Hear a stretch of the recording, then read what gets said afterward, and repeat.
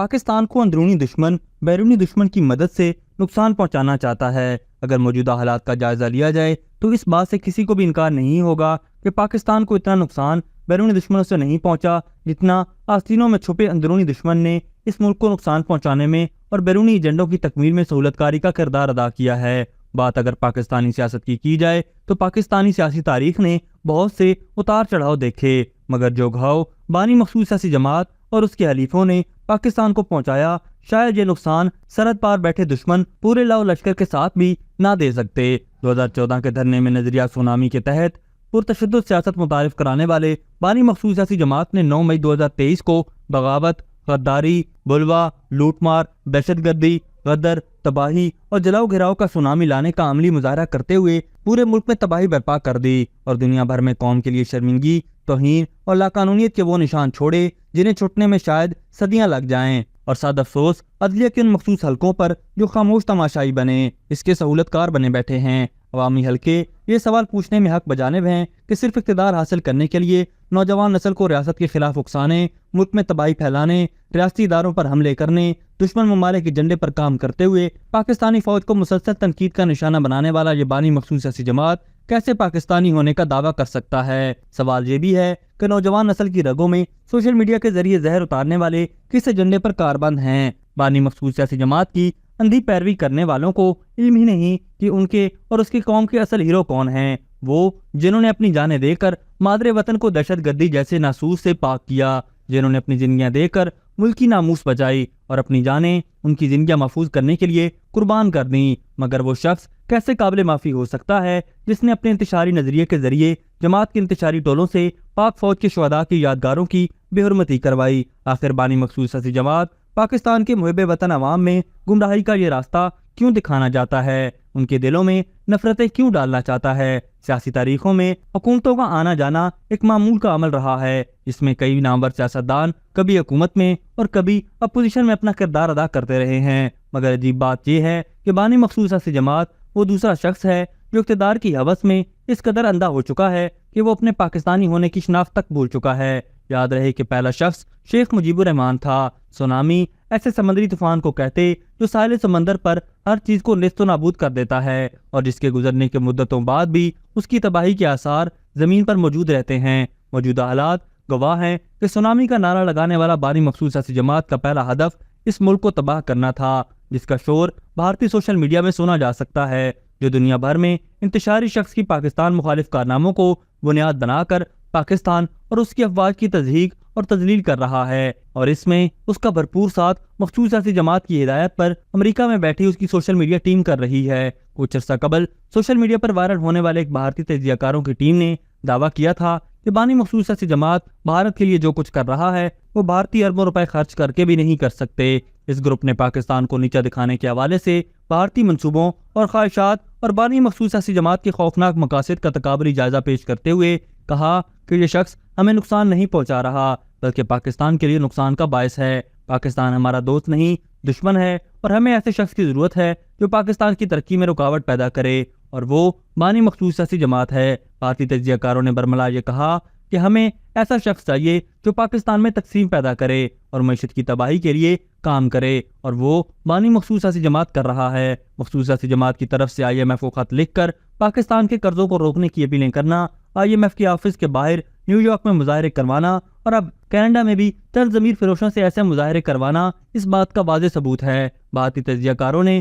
یہ بھی کہا کہ ہمیں ایسا شخص چاہیے جو پاکستانی فوج کو تقسیم کر کے اسے متنازع بنا دے اور ملک کی تباہی کا باعث بنے، کیونکہ فوج وہ واحد ادارہ ہے جو ملک کو متحد رکھ سکتا ہے، اور یہ کام جس مہارت کے ساتھ بانی مخصوص سیاسی جماعت نے کیا ہے وہ بھارت تمام معاشی عسکری وسائل استعمال کر کے بھی نہیں کر سکتا تھا۔ موجودہ حالات میں یہ تمام باتیں سچ ثابت ہو رہی ہیں کہ بانی مخصوص سیاسی جماعت اور اس کے بیرون ملک بیٹھی سوشل میڈیا ٹیم مسلسل ریاست مخالف اور افواج پاکستان کے حوالے سے متنازعہ ویڈیوز اپلوڈ کر رہی ہیں۔ کبھی اسی سوشل میڈیا ٹیم کے سرغنہ اظہر مشوانی کے بھائیوں کے حوالے سے الزامات داغے جاتے ہیں، تو کبھی شاعر فرحاد علی سے منسوب کر کے جھوٹے الزامات فوج پر لگائے جاتے ہیں۔ مقصد صرف بھارتی آقاؤں کو خوش کرنا ہے۔ بھارتی تجزیہ کار فخریہ یہ کہتے ہیں کہ بانی سیاسی جماعت ہمارا خواب پورا کر رہا ہے، ہم جو نہیں کر سکتے وہ بانی مخصوص سیاسی جماعت کر گزرتا ہے۔ ہمیں اس کی حوصلہ افزائی اور مدد کرنی چاہیے۔ ان بھارتی تجزیہ کاروں کی خواہش صاف نظر آ رہی تھی کہ بانی مخصوص سیاسی جماعت کو اپنا مشن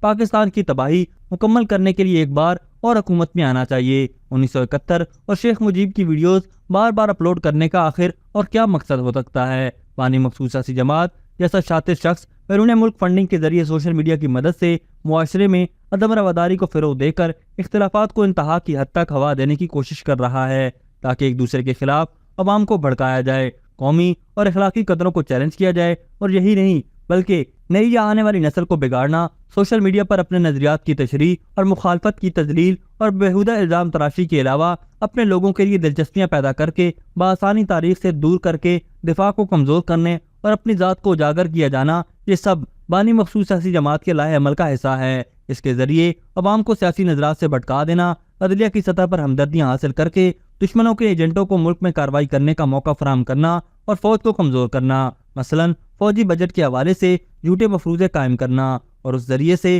فوج کو بدنام کرنا اور الزام تراشیاں کر کے فوج کا مورال اور کارکردگی کو متاثر کرنا شامل ہیں، اور یہ صرف بانی مخصوص سیاسی جماعت کی جانب سے اس لیے کیا گیا کہ اپنی کرپشن کو چھپایا جا سکے۔ تجزیاتی رپورٹ کے مطابق بیرون ملک سازش کا ڈھونگ اس لیے رچایا گیا کہ بانی مخصوص سیاسی جماعت کے زیر انتظام جماعت کے 2018 سے 2022 تک 44 بینک اکاؤنٹس میں 84 کروڑ 70 لاکھ روپے کی رقم کی نشاندہی ہوئی۔ سب سے زیادہ اکاؤنٹس پنجاب میں فراگوگی کے نام پر کھولے گئے، 19 گاڑیاں گجرانوالہ اور رنگ روڈ پر 200 کنال کی خرید و فروخت ہوئی۔ ریاست مدینہ کا نام استعمال کر کے القادری یونیورسٹی کھولی گئی، جس کے ذریعے لوٹ مار کی گئی۔ معاشرتی ثقافت، اخلاقیات اور بد زبانی کا بگاڑ ہی کسی ملک کی جڑیں ہلا دینے کے لیے کافی ہوتا ہے، اور یہ کام بانی مخصوص سیاسی جماعت کی ہدایت پر اس کی جماعت نے بڑی روانی کے ساتھ کیا ہے، جبکہ حب الوطنی کے جذبات کی حوصلہ شکنی بھی کی گئی۔ پاکستان اے ہارڈ کنٹری میں اناتول لیون نے لکھا تھا کہ اگر پاکستان کے ٹکڑے کرنے ہیں تو اس کی فوج کے حوالے سے شکوک و شبہات پیدا کرو،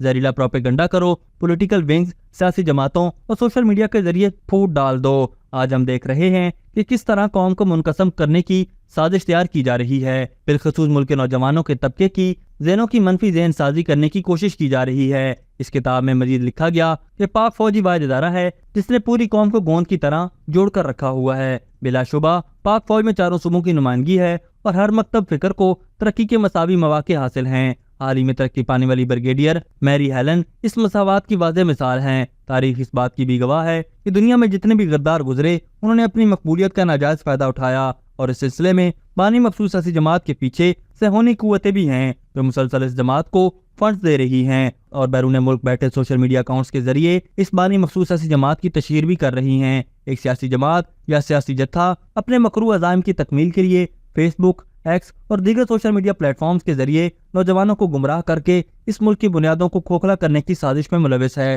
ضرورت اس امر کی ہے کہ حکومت، ریاستی ادارے، عدلیہ سب مل کر اس وطن دشمن قوت کو بھرپور طریقے سے کچل دیں، اور پاکستانی عوام جو باشعور ہے ان کو اس چیز کا ادراک ہے کہ مدد کے ذریعے اس جماعت کو اس سونامی کے اندر غرق کر دیں۔ ابھی تک کے لیے صرف اتنا ہی۔ مزید دلچسپ اور تازہ ترین خبروں سے آگاہ رہنے کے لیے ہمارے چینل اسلام آباد انسائیڈر کو سبسکرائب کرنا مت بھولیے، اور اگر ہماری یہ ویڈیو آپ کو اچھی لگی ہے تو اسے لائک کر دیں اور اپنی قیمتی رائے کا اظہار نیچے دیے گئے کمنٹ سیکشن میں ضرور کریں۔